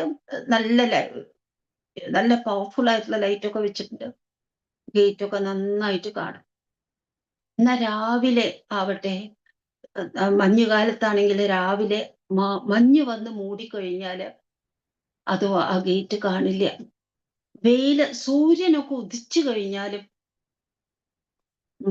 മഞ്ഞുണ്ടെങ്കിൽ കാണില്ല. നമ്മൾ അറിയില്ലേ, പല പല നഗരങ്ങളിൽ നിന്നും ഫ്ലൈറ്റ്, വിമാനം ടേക്ക് ഓഫ് ചെയ്യില്ല. സൂര്യനൊക്കെ ഉദിച്ചു കഴിഞ്ഞിട്ടുണ്ടായിരിക്കും. നമ്മൾ പകൽ വെളിച്ചം വന്നു എന്നൊക്കെ വിചാരിക്കും. എന്നാലും അനൗൺസ്മെന്റ് വരും, മഞ്ഞ് കാരണം ടേക്ക് ഓഫ് കുറച്ചു നേരം വൈകും. മഞ്ഞ് വന്നു കഴിഞ്ഞാൽ എല്ലാം മൂടിക്കഴിഞ്ഞാൽ, മഞ്ഞിന് ഇരുട്ടൊന്നും കാണുമ്പോ ഇല്ല. പക്ഷെ മഞ്ഞ് വന്ന് മൂടിയാ പിന്നെ നമുക്കൊന്നും കാണാൻ പറ്റില്ല. മഞ്ഞ് ഉള്ളപ്പോ ഇരുട്ടുണ്ടോ? മഞ്ഞ് ഇരുട്ടിനെ കൊള്ളുന്നില്ല. ഇല്ല. മഞ്ഞ് വെറും മഞ്ഞായിട്ട് നിൽക്കുമ്പോ വെള്ള നിറാണ്. എന്നാലും നമുക്കൊന്നും കാണില്ല. ഇതുപോലെയാണ് ഈ മായ. മായ നമ്മളെ എല്ലാം, മഞ്ഞാവുമ്പോ നമുക്കറിയാം മഞ്ഞ് കാരണാണ് കാണാത്തത് എന്നറിയാം. പക്ഷെ മായ വന്നിട്ട് നമ്മളുടെ കണ്ണിനെ മൂടുന്ന സമയത്ത് നമുക്കറിയില്ല ഇത് മായയാണെന്നും, മായയുടെ മറ നീക്കാൻ നമ്മൾ തന്നെ ശ്രമിക്കണമെന്നും ഇതൊന്നും നമുക്ക് മനസ്സിലാവില്ല. മായ വന്ന് നമ്മളെ അത്രത്തോളം കീഴ്പ്പെടുത്തിയിട്ടുണ്ട്. എന്നിട്ട് ഇവിടെ ഈ ലോകത്തിൽ ഇരുന്നിട്ട് പല സുഖങ്ങളും, നല്ല ഭക്ഷണം കഴിക്കാൻ നല്ല സ്വാദുള്ള ഭക്ഷണം, ഇരിക്കാൻ നല്ല സുഖം, AC, അത് ഈ ത്വക്കിന്റെ സുഖമാണ്, നല്ല AC. അതല്ലെങ്കിൽ ചൂടുള്ള സമയത്ത് നല്ല കാറ്റ്, അതൊക്കെ നമ്മളുടെ ത്വക്കിനെ സുഖിപ്പിക്കും. നല്ല ഭക്ഷണം നമ്മളുടെ നാവിനെ സുഖിപ്പിക്കും. നല്ല പാട്ട് നമ്മളുടെ ചെവിയെ സുഖിപ്പിക്കും. നല്ല കാഴ്ചകൾ നമ്മളുടെ കണ്ണിനെ സുഖിപ്പിക്കും. ഇങ്ങനെ നമ്മളുടെ ഇന്ദ്രിയങ്ങളൊക്കെ നമ്മളെ സുഖിപ്പിക്കും. ഈ സുഖങ്ങളൊക്കെ തേടി നമ്മൾ നമ്മളുടെ ജീവിതം മുഴുവനും സമർപ്പിക്കണം. അവസാനം മരിക്കുന്ന സമയത്തോ ഇതൊന്നും അറിയാൻ പറ്റാത്തൊരു നിമിഷം, മരണനിമിഷം. എന്നിട്ട് നമ്മൾ എന്ത് ചെയ്യണു? മരിച്ചു കഴിഞ്ഞാലും നമുക്ക് ഈ സുഖങ്ങൾ വേണമെന്നൊക്കെ വിചാരിച്ചിട്ട് ഇവിടെ ഇരുന്ന് സ്വർഗത്തിന് വേണ്ടിയിട്ട് ആഗ്രഹിക്കുന്നു. അതിനു വേണ്ടിയിട്ട്, സ്വർഗത്തിന് പോവാൻ വേണ്ടി, അതിനു വേണ്ടി നമ്മൾ അങ്ങനെ കിണഞ്ഞ് പരിശ്രമിക്കുന്നു. അങ്ങനെ കഷ്ടം. ഇതൊന്നും നമുക്ക് മനസ്സിലാവുന്നില്ലല്ലോ. ഈ മോക്ഷതനായിട്ടുള്ള മുകുന്ദൻ അവിടെയുള്ള സമയത്ത് ക്ഷുദ്രമായിട്ടുള്ള, തുച്ഛമായിട്ടുള്ള ക്രീച്ചർ കംഫർട്ട്സിന് വേണ്ടിയിട്ട്, അത് ഇവിടെ ഉണ്ടായ പോരാ, അടുത്ത മുകളിൽ പോയാലും സ്വർഗം, അതിനപ്പുറത്ത് ഭഗവാന്റെ വൈകുണ്ഠധാമമുണ്ട്. അവിടേക്ക് പോകണമെന്ന് നമ്മൾ ആഗ്രഹിക്കുന്നില്ല. അങ്ങനെ കഷ്ടം. ഇത് വല്ലാത്തൊരവസ്ഥ എന്ന് പറയണം. അടുത്ത ശ്ലോകത്തില് മൂർധ്നാമക്ഷ്ണം പദാനം വഹസി ഖലു സഹസ്രാണി സംപൂജ്യ വിശ്വം തൽപ്രോത്ക്രമ്യാഭിതിഷ്ഠൻ പരിമിത വിവരേ ഭാസി ചിത്താന്തരേപി. ഭൂതം ഭവ്യം ച സർവം പരപുരുഷ ഭവാൻ കിഞ്ച ദേഹേന്ദ്രിയാദിഷ്വാവിഷ്ടോऽപ്യുദ്ഗതത്വാദ് അമൃതസുഖരസം ചാനുപുങ്ക്ഷേ ത്വമേവ. ഭഗവാൻ എന്ന് പറഞ്ഞിട്ട് നമ്മളൊരു അമ്പലത്തിലെ വിഗ്രഹത്തില് ഫോട്ടോയില് കാണുന്നു. അങ്ങനെയില്ലേ ഭഗവാൻ ശരിക്കും എങ്ങനെയാണ്? ഇവിടെ ഈ ലോകത്തിൽ എത്ര തലകളുണ്ടോ, മനുഷ്യന്മാരുടെ മാത്രമല്ല, എല്ലാ ജീവികളുടെയും ജന്തുക്കളുടെയും. മരങ്ങളുടെ തലയാണെങ്കിലും ഒരു പർവ്വതത്തിന്റെ തല, ശിഖരം. പർവ്വതത്തിന്റെ തലയാണ് പർവ്വതത്തിന്റെ ശിഖരം. എല്ലാ തലകളും കൂട്ടിയാൽ എത്ര തലകളുണ്ടോ അത്രയും തലകളുണ്ട് ഭഗവാന്. എത്ര കാലുകളുണ്ടോ അത്രയും കാലുണ്ട്, എത്ര കൈകളുണ്ടോ എത്ര കണ്ണുകളുണ്ടോ അത്രയും ഉണ്ട്. അതാണ് വിരാട് രൂപം. ഭഗവാന്റെ വിരാട് രൂപം എന്ന് പറഞ്ഞാൽ ഗ്രോസ് ആയിട്ടുള്ള ഇതെല്ലാം ചേർന്നിട്ടുള്ളതാണ് ഭഗവാന്റെ. എത്ര ആൾക്കാരുണ്ടോ, എത്ര ജീവികളുണ്ടോ, എത്ര വയറുകളുണ്ടോ അത്രയും വയറുകളുണ്ട് ഭഗവാൻ. ഇതാണ് ഭഗവാന്റെ ഗ്രോസ് ആയിട്ടുള്ള രൂപം. ഈ രൂപം എന്നാലോ ഇത് വളരെ ബൃഹത്താണ്. പക്ഷേ ഭഗവാൻ എന്ന് പറഞ്ഞാൽ ഇതിൽ ഒതുങ്ങി നിൽക്കില്ല. ഇതിലൊക്കെ ഭഗവാൻ ഉണ്ട്, ശരിയാ. ഭഗവാൻ ഇതിൽ ഒതുങ്ങി നിൽക്കില്ല. ഭഗവാൻ ഇതിനപ്പുറത്താണ്. ഒരു ഒരു സമുദ്രം, ആ സമുദ്രത്തിൽ എത്ര കൈക്കുമ്പിളുണ്ട്? അതൊക്കെ സമുദ്രത്തിൽ നിന്നുള്ള വെള്ളാണ്. അതിലൊക്കെയും സമുദ്രമുണ്ട്. പക്ഷെ ഒരു കൈക്കുമ്പിൾ എടുത്തിട്ട്, അല്ലെങ്കിൽ കുറെ കൈക്കുമ്പിളുകൾ എടുത്തിട്ട് വെള്ളം അതിൽ സമുദ്രം ഉണ്ടെന്ന് പറയാൻ പറ്റില്ല. സമുദ്രം അതിനപ്പുറത്താണ് നിൽക്കുന്നത്. അതുപോലെയാണ് ഇത്രയും ഗ്രോസ് ആയിട്ടുള്ള വിരാട്ടാണ് ഭഗവാൻ എങ്കിലും അതിനപ്പുറത്താണ് ഭഗവാൻ. അതിനപ്പുറത്തേക്കും വളർന്നു നിൽക്കുന്നുണ്ട് ഭഗവാൻ. എന്നാൽ ഈ ഭഗവാനാണെങ്കിലോ ഏറ്റവും ചെറിയൊരു സുഷിരത്തിൽ കൂടെ പോലും നമ്മുടെ മനസ്സെടുത്ത് നോക്കൂ. എത്ര വിശാലമാണ് നമ്മളുടെ മനസ്സെങ്കിലും, എത്ര സങ്കുചിതമാണ്, ചെറുതാണ്, നാരോ ആണെങ്കിലും അതിൻ്റെ ഉള്ളിലേക്കും ഭഗവാൻ പ്രവേശിക്കും. ഇത്രയും വലിയ ഭഗവാൻ. ഇതാണ് നേരത്തെ പറഞ്ഞത്, വൈപരീത്യങ്ങള്, ഓപ്പോസിറ്റ്സ് എടുത്ത് പറഞ്ഞാലേ ശരിയാവുള്ളൂ. ഭഗവാൻ എന്ന് പറഞ്ഞിട്ടുണ്ടെങ്കിൽ ഏത് കാലത്തും, കഴിഞ്ഞു പോയ കാലത്തും വരാനിരിക്കുന്ന കാലത്തും എല്ലാം ഭഗവാൻ തന്നെയാണ്. എല്ലാം, ഏത് കാലത്തും എല്ലാമായി നിൽക്കുന്നതും ഭഗവാനാണ്. അങ്ങനെയുള്ള ഇത് ഒരു മനസ്സിലേക്ക് പ്രവേശിക്കണു പറഞ്ഞു. ഓരോ ജീവികളിലേക്കും പ്രവേശിക്കണു. ജീവാത്മാവായി നിന്നിട്ട് എല്ലാം ഭഗവാൻ അറിയണു. അങ്ങനെ അറിയുന്ന സമയത്ത് നമ്മളൊക്കെ ഈ ഭക്ഷണം കഴിക്കുമ്പോൾ സുഖിക്കണ ഞാൻ, അത് ഭഗവാൻ തന്നെയാണ്. ജീവരൂപേണ നിൽക്കണമെന്ന് മാത്രം. എന്നാൽ ഇങ്ങനെയുള്ള സുഖങ്ങളുടെയൊക്കെ ഇടയിലും എത്രയോ ജനങ്ങള് അതിനെ ട്രാൻസെൻഡ് ചെയ്തിട്ട് മോക്ഷസുഖത്തിന് ആഗ്രഹിക്കുന്നവരുണ്ട്. നേരത്തെ പറഞ്ഞല്ലോ, ഒന്നും ആഗ്രഹിക്കുന്നില്ല എന്ന് പറഞ്ഞല്ലോ. അതിനൊരു എക്സെപ്ഷൻ ഉണ്ട്. അവരെ ചൂണ്ടിക്കാണിക്കുകയാണ്. അത് നമ്മൾ അതായി തീരണം. അതും കൂടി നമുക്ക് നമ്മളെ ഒന്ന് ഓർമ്മിപ്പിക്കുകയാണ്. അടുത്ത ശ്ലോകത്തില് യത്തു ത്രൈലോക്യരൂപം ദദദപി ച തതോ നിർഗതോനന്ദശുദ്ധജ്ഞാനാത്മാവർത്തസേ ത്വം തവ ഖലു മഹിമാസോപി താവൻ കിമന്യത് സ്തോകസ്തേ ഭാഗ ഏവാഖിലഭുവനതയാ ദൃശ്യത്തെ ത്ര്യംശകൽപ്പം ഭൂയിഷ്ടം സാന്ദ്രമോദാത്മകമുപരി തതോ ഭാതി തസ്മൈ നമസ്തേ. നേരത്തെ പറഞ്ഞത് തന്നെയാണ് വീണ്ടും പറയണത്. മൂന്ന് ലോകങ്ങളായിട്ടും ഭഗവാൻ തന്നെ നിൽക്കുകയാണെങ്കിലും ഭഗവാൻ അതിനെ ട്രാൻസെൻഡ് ചെയ്ത് നിൽക്കുന്നു. അങ്ങനെയുള്ള ഭഗവാൻ അവസാനമില്ലാത്ത പരിശുദ്ധ ജ്ഞാനം, അശുദ്ധ സത്വസ്വരൂപമായിട്ട് നിൽക്കുന്ന ഭഗവാൻ. ആ ഭഗവാൻ ഈ ലോകത്തെ മുഴുവൻ എടുത്താല് അത് ഭഗവാന്റെ ഒരു കാൽ ഭാഗം പോലും ഇല്ല. 3/4 ഭാഗവും ഇതിനപ്പുറത്താണ്. നമുക്ക് കാണാൻ പറ്റാത്ത അവസ്ഥയില് അപ്പുറത്താണ്, പിടികിട്ടാത്ത അവസ്ഥയിലാണ്. നമ്മൾ ഈ കാണുന്നതൊക്കെ ഭഗവാൻ സൃഷ്ടിച്ചതാണെങ്കിലും ഭഗവാന്റെ നിലനിൽപ്പ് പറയണത് അതിനെയും ട്രാൻസെൻഡ് ചെയ്ത് നിൽക്കണു. അങ്ങനെയുള്ള രൂപത്തെ നമുക്ക് മനസ്സിലാക്കാൻ പറ്റുമോ? അപ്പൊ അടുത്ത ശ്ലോകത്തിൽ പറയണു, അവ്യക്തം തേ സ്വരൂപം ധുരധികമതമം തത്വശുദ്ധേകസത്വം വ്യക്തം ചാപ്യേതദേവ സ്ഫുടമൃതരസാംഭോധി കല്ലോലതുല്യം സർവോത്കൃഷ്ടാമഭീഷ്ടം തദിഹ ഗുണരസേനൈവ ചിത്തം ഹരന്തീം മൂർത്തിം തേ സംശയേഹം പവനപുരപതേ പാഹി മാം കൃഷ്ണരോഗാത്. അങ്ങനെയുള്ള ഭഗവാൻ അവ്യക്തമാണ് എന്ന് പറയാം. അവ്യക്തമായിട്ടുള്ള ആ ഭഗവാൻ നമുക്ക് അങ്ങനെ അടുക്കാൻ പറ്റാത്ത വിധത്തില് മനസ്സിലാക്കാൻ പറ്റാത്ത ഭഗവാൻ. പക്ഷേ നമ്മളുടെ ഈ നാരായണീയത്തിന്റെ തുടക്കത്തില് പറയുന്നുണ്ട്, മനസ്സിലാക്കാൻ പറ്റാത്ത അസ്പഷ്ടമായിട്ടുള്ള, അവ്യക്തമായിട്ടുള്ള ആ ഭഗവാൻ തന്നെയാണ് ശുദ്ധ സത്വസ്വരൂപം പൂണ്ടിട്ട് കൃഷ്ണനായിട്ട് ഇതാ ഈ ഗുരുവായൂരിൽ വന്ന് നിൽക്കണത് എന്ന് പറയുന്നു. അപ്പൊ അങ്ങനെയുള്ള ഭഗവാൻ നമുക്കൊക്കെ മനസ്സിലാക്കാൻ വേണ്ടി ശുദ്ധ സത്വ സ്വരൂപം എടുത്ത് വരുന്നുണ്ട്. അത് നമുക്ക് വ്യക്തമാണ്. ഒരു വശത്ത് അവ്യക്തമാണെങ്കിൽ മറ്റൊരു സ്ഥലത്ത് വ്യക്തമാണ്. അതുകൊണ്ട് ആ അങ്ങനെയുള്ള വ്യക്തമായി നിൽക്കുന്ന അവസ്ഥയിലാണെങ്കിൽ ഭഗവാൻ നമ്മെ ഹഠാത് ആകർഷിക്കുന്നുണ്ട്. മാധുര്യം കൊണ്ടും കൃഷ്ണ കൃഷ്ണാവതാരം എടുത്തു നോക്കൂ, രാമാവതാരം എടുത്തു നോക്കൂ. അങ്ങേയറ്റം ആകർഷിക്കുന്നുണ്ട്. നമ്മൾ ആ ആകർഷണത്തിന് നമ്മളെ ഒന്ന് വിട്ടുകൊടുത്താൽ മതി. പിന്നെ ബാക്കിയുള്ളത് ഭഗവാൻ ഏറ്റെടുത്തോളും. അതുകൊണ്ട് തൊടാൻ പറ്റാത്ത ദൂരത്ത്, മനസ്സിലാക്കാൻ പറ്റാത്ത അവസ്ഥയിൽ ഭഗവാൻ ഇരിക്കണമെന്ന് വിചാരിച്ചിട്ട് നമ്മൾ വിഷമിക്കേണ്ട ആവശ്യമില്ല. നമുക്ക് മനസ്സിലാവാൻ പാകത്തിന് ശുദ്ധ സത്വ സ്വരൂപം എടുത്തിട്ട് ഭഗവാൻ വരുന്നുണ്ട്. നമ്മൾ ആ ഭഗവാനെ വേണ്ട വിധം സമീപിക്കുക മാത്രം ചെയ്താൽ മതി. അവസാനത്തെ വരി പാഹിമാം കൃഷ്ണ രോഗാത്, എല്ലാത്തിലും പറയുന്നത് പോലെ എല്ലാ രോഗങ്ങളിൽ നിന്നും ഞങ്ങളെ രക്ഷിക്കണേ. രോഗം എന്ന് പറയുമ്പോൾ ശാരീരികമായിട്ടുള്ള രോഗം മാത്രമല്ല, മാനസികമായിട്ടുള്ള രോഗം.